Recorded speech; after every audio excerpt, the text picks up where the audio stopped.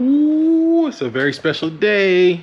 So, as I've mentioned in a few videos, and you've probably seen a few videos, my 2012, my beloved 2012 Sierra Denali has been down. There's a transfer case. Little backstory to this truck. I bought it April of this year. Bought it from a used car dealership. I got it for about 20 grand. It was kind of exactly what I wanted. Checked all the boxes. It's got the black leather, heated and cool seats, got the heated steering wheel. It's the luxury model, so it is the Denali. It's fancy. I liked it. I wanted something I could put a bunch of stuff in the bed with, something I could tow with, but also be nice enough to daily drive and not, I could throw the family in it. We can go out to dinner. We could take road trips, go out of town, stuff like that. So this Denali kind of checked all the boxes for me. It had a huge 6.2 in it. It was all-wheel drive, and that was exactly what I wanted. Prior to this, I had a 2003 Yukon Denali XL, which had a 6.0 and a 4L65, which was also all-wheel drive. And I absolutely love towing with that thing. It pulled great, even for a huge truck like that. I could put the whole family in it comfortably, but I kept having problems with the AC. And I got an issue with Chevy trucks and AC. It just doesn't. Every single Chevy truck I've had AC problems. This one, not yet, but I'm pretty sure it's coming. But every single truck I've had some kind of AC issue. So bought it April. I drove it. I put a ton of miles on it, towing, just daily driving it. I took it to California and back twice from Atlanta. So what's that? 2,400 miles both ways. 2,400 miles each way. So that's what, 10,000 miles. And I did that within a span of a month. And then after I did that, I drove to Texas and back. So I put about 13,000 miles on it in the span of about 6 weeks. Shortly after I got back from Texas seeing my daughter, I started hearing a tick. And if you own a Chevy LS engine or anything like that, it's got high miles, you know what this sounds like. So kind of already knew what was going on. I'm like, we got a lifter problem. Pull the heads, figured out, found the lifter that was bad. I was like, okay, we'll pull the heads, we'll put a new set of lifters in it, put a cam in it. I was just gonna put a stock cam or an LS3 cam in it, and just put it back together and go about my day. So what ended up happening was one of the cam bearings either got marred up or scarred up or something, but I could not get the cam out of the block. It was getting to a point, it was stuck. I had a pry bar on it, and I'm like, look, I got this pry bar on it, even if I get it to come out at this point, at a minimum, the cam bearings are gonna have to be replaced. And it's not something that can be done with the engine in the truck. So I was like, I gotta pull the engine anyway. I took it to my boy Andy up at DNA Machine in Canton, Georgia. He did all the machine work on my blue Silverado. If you go back to like my early videos, I've got videos of him at his shop and stuff like that. He's done the 5.7 build. He's done any machine work, anything I need. He does all of it. He's been great. Prices are reasonable, and everything's been working flawless. So called him up. I was like, hey, I got this engine, need it rebuilt. So we worked out a really, really good deal. I took it to him. He rebuilt it, and it's home. Here's the engine here. I'm gonna do a walk around. I just took it out the truck. But while the engine was out, if you know anything about Chevy trucks, transmission, stuff like that, my truck was equipped with a 6L80 transmission. Now, they kind of have a bad rep, but it's a huge misconception of the issue with them. The problem isn't actually the 6L80 transmission, it's the factory torque converter. What happens is they get really hot and they break up on the inside, and all the pieces from the inside, they get into the transmission pump and into the lines and everything, and then clog up the pump, and eventually the transmission blows. Now, this truck has just over 200,000 miles on it, and from what I could tell, the transmission had never been touched. I know the problem kind of started in the later Silverados and stuff, like 14 through like 18. I didn't see much information on the Sierras having that problem, but I was like, you know what, man, I don't want to spend this money rebuilding this engine, doing all this work, doing everything that I'm doing to it, putting it back into the truck. My truck's gonna be down however long, put it back in the truck, and then months later, now I got to pull the transmission that's down again. So you know who I called? My boy Randy. So I called Randy. I was like, hey, I got the 6L80. What can we do? So worked out another good deal. I had him rebuild the transmission. So I just got both of them back today, actually, engine and transmission. Engine was ready yesterday. The transmissions he finished up a couple days ago. But I was like, today's the day I'm gonna go pick everything up. So we got our engine, we got our transmission. So I'll walk you through what we got here. All right. So this is my L92 6.2 liter Gen 4 engine out of my truck. Pretty much, actually, everything's been changed on it except for the block and the heads. Everything has been changed. It's got a new timing chain. We got the timing chain guide on it. I delete this, and luckily with this truck, and also another reason why I bought this truck was because it's a non-DOD.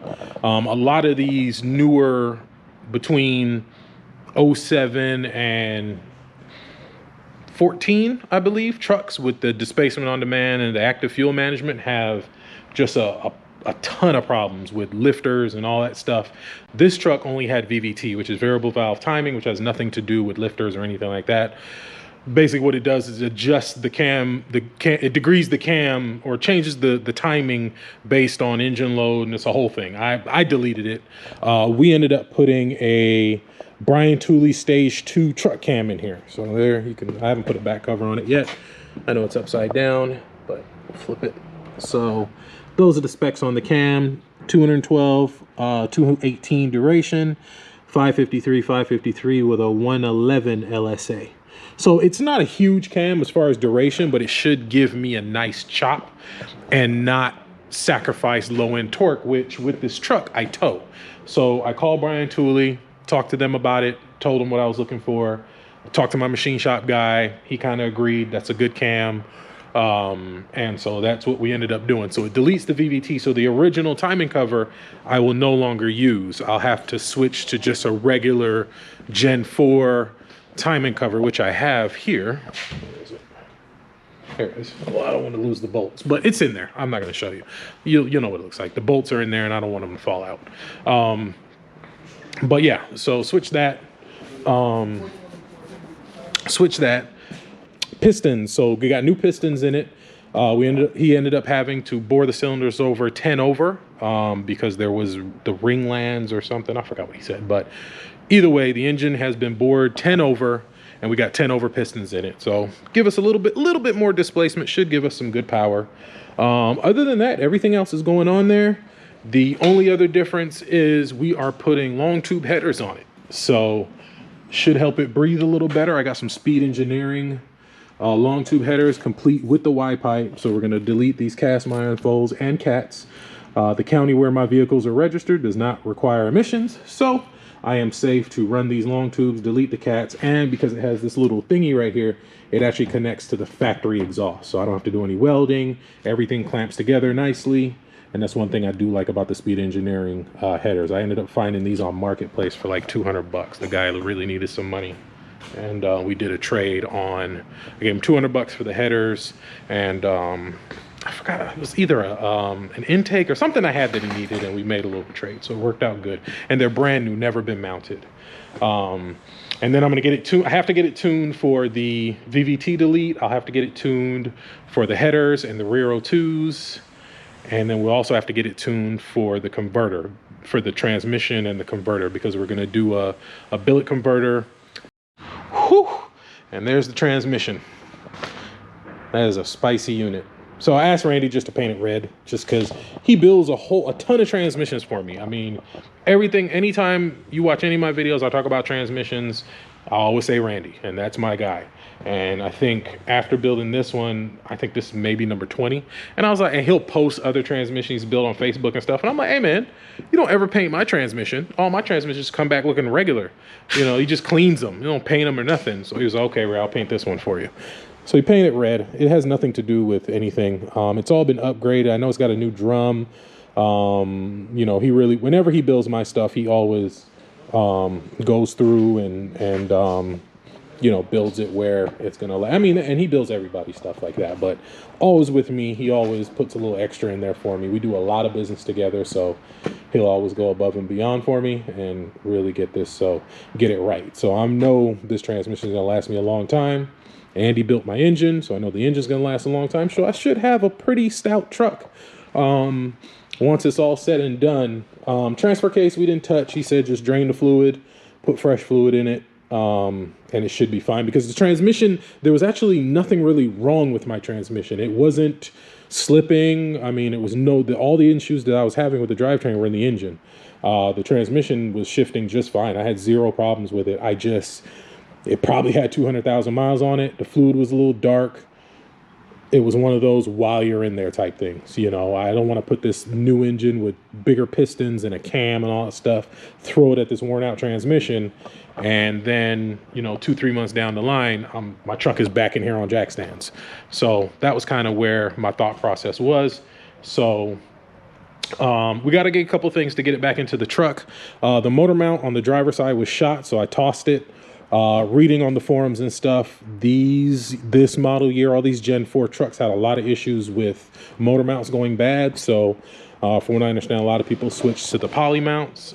Summit sells them. There's another company called Atomic Fab. But the Summit ones are about $200 cheaper, and from what I understand, they work just as well. So we got those in order. So we got to get new motor mounts. We got to get a new front timing cover that deletes the VVT. I have a rear timing cover already for it. That's an oil pan gasket. That is the valley cover gasket. We're just going to put the original oil pan back on it. Original flywheel. It's got a new oil pump. I think it's the Melling M295 or something like that. Whatever the standard volume pump is. I don't know. I think that's the one. I got the paper. Oh, you know what? It's up here on the bench. Let's see. Oh, was it here? Oh, crap. I need that. Oh, there it is. There we go. So this is the thing for the VVT delete. There's the cam card. Here's the oil pump. Yeah, M29513. That's the part number for the oil pump. And this is the truck cam specs. And then this is that's the O-ring. And then this is an oil diverter. I don't know exactly what it does, but from what I understand, I gotta put it in here, this little plug. I gotta screw it in here, and that does something with the VVT. So gotta put that in, clean up the rest of the pan, get it painted. We're also, I got this lower dash all done. That was another video I was making. I also am going to put a nice beefy transmission cooler in it. I see a lot of guys running the True Cools on these, and I've run True Cool as well. I had one on the white truck, but on this truck, I got this one from Randy. Let's get this thing out. Guys. So we got this G Plus thing. Nice aftermarket transmission cooler. It's a little thicker. Should flow a lot better.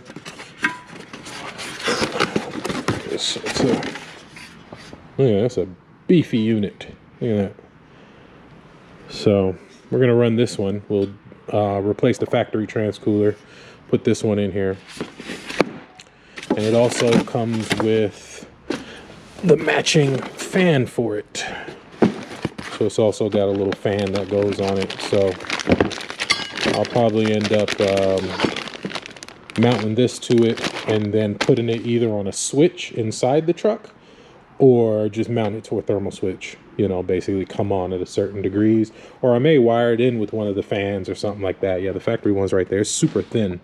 So, you know, that'll definitely cool it a lot better, because that was one thing I did not like about this truck. This transmission ran really hot. I mean, just daily driving, no load, just around town in the summer, transmission was running like 190, 180, and then with the trailer, have an Impala on there trying to get on the highway or something, it's running 205, 208, and that's just regular temp. The hottest I've seen it was when I was towing that Hellcat to California, crossing the border in, I think, Blythe, California, coming up this mountain, and I mean, I think it got up to like 230. So, and the temp on the truck, the coolant temp was about 3/4, and the transmission was at about 230. So definitely want to put a bigger transcooler on it, and that was a plan all along, even before all this happened. After I seen those temperatures driving cross country, I was like, man, I definitely got to put a bigger, better transcooler on here. So I was going to go with the True Cool, but I like this smaller one better because it fits a little better into the factory location, and it has the fan on it. So I just got to figure out how I'm going to wire the fan up. Either run it, like I said, directly to the existing fans, or put it on a separate just switch that I can mount under the dash. So, you know, because I'm pretty cognizant with keeping an eye on my trans temp. So just driving around, if I know I got a load on it and it's a hot day or something, I'll check in. If it's too hot, boop, hit the switch, turn that guy on, and just have it to ignition so it doesn't stay on after the truck cuts off. Or, you know, I'll figure it out as I go. I'll do a little reading, a little research, see what's the best option. Only thing I'm trying to consider is if I'm going to bypass the radiator altogether, since I am going to have a fan on that cooler by itself, or if I'm going to put it through the radiator and through the cooler. I mean, putting it through the radiator would give me more capacity for transmission fluid, but then I have to flush the radiator or possibly buy a new one. So going this route may save me that. I don't know. Again, got to do a little research. Because this is a daily driver, this is going to be my everyday truck as it was before. So I really want to make sure everything that I do to it is good for it to be reliable, and, you know, I can drive it for a long time. So that's the plan. Last major thing with the truck, these are the original fans that came on the truck. So they're, a 5-blade and 2 5-blade fans. I have 2 other sets of fans that I pulled. One set was in my Denali, and they came out of I think of Escalade, and then those actually came out of an Escalade. I pulled them myself, and you see they've got more blades. So I think this one has 7 and 9, or 7 and 9. Yeah, this one's got 7, that one's got 9, and I think that one is the same. So I'm actually not going to put these fans back in it. I'm actually going to put these fans in it because they have more blades. So I'm super excited to get my truck back on the road. And I have the video that I'm making right now about this car. This is doing the top dash and installing double din, but since I picked this stuff up today, I wanted to put something out real quick. So look out for some more content on this truck. We got a leveling kit coming as well. I ordered it probably 3 months ago, and it just shipped. So got a leveling kit coming. We're going to put 2-inch leveling kit on the front. We're going to finally put the sound system in it. I had started before it broke down, so I've already upgraded. So it's got the same double din that was in my blue Silverado, which is a Kenwood double din. It was like the nicest one they had in 2020, DD90 something. I'll post the part number if I find it. But it's wireless CarPlay. It's a DVD player. You can put an SD card in it. It was the top of the line one. I wanted something that had everything, and since I put this truck on the road, that's why I bought it. We got Fosgate Power Series T1s in the doors, or T2s in the doors. And hey, how's it going? Components, and then we have the actually I'll show you. I locked it. I should have made a video when I was doing this, but I was kind of experimenting, and it actually came out pretty cool. So I upgraded to the Fosgate components, and then I mounted the tweeter in the door. I normally don't do this, but this looked really clean, so that's how I did it. I haven't done the rear speakers yet, because actually the speakers that I want to put in the rear doors are in the Impala right now. So once I get the Impala back, I'll take those speakers out and they'll go in the back doors, and I'll probably do the same thing, mount the tweeter up here. So we'll have that, and then I'm probably going to run 4 8s underneath the seat. I'm going to put the 2 amps that were in the 2-door Tahoe. I got an audio pipe 4-channel. What are you looking like on memory? Audio pipe 4-channel and an audio pipe 1801. And I'm probably going to run 4 Fosgate P1s or something, 8s underneath the seat. So that should make this thing jam out pretty good. If you know me, you know I love having my sound system. So a couple other things I'll need to upgrade. I want to get some new headlights for it. These are kind of old and foggy. I got to get a new windshield. Busted the windshield driving cross country. So yeah, I'm gonna get some new headlights. I'd already put new fog lights in it, so we got new fog lights, but they're already starting to turn. My bed cover, I just put this bed cover on because the other one flew off on the way back from California. The thing was backwards and it flew off. And then spare tire thing, because I never had a spare. This truck, the spare tire thing was broken, so I got a new one right here. So we'll have a spare mounted underneath the truck. And just a couple other things. So look out for content on that. And we'll get this truck together. And as I paint it and do whatever it is that I do, I'll definitely bring you guys along for the ride. So appreciate y'all the likes, comments, subscriptions. You know, if you made it through the video, go ahead and shoot me, you know, a like or a comment. Tell me if you have this type of truck kind of stuff you've done. And I will see y'all in the next video.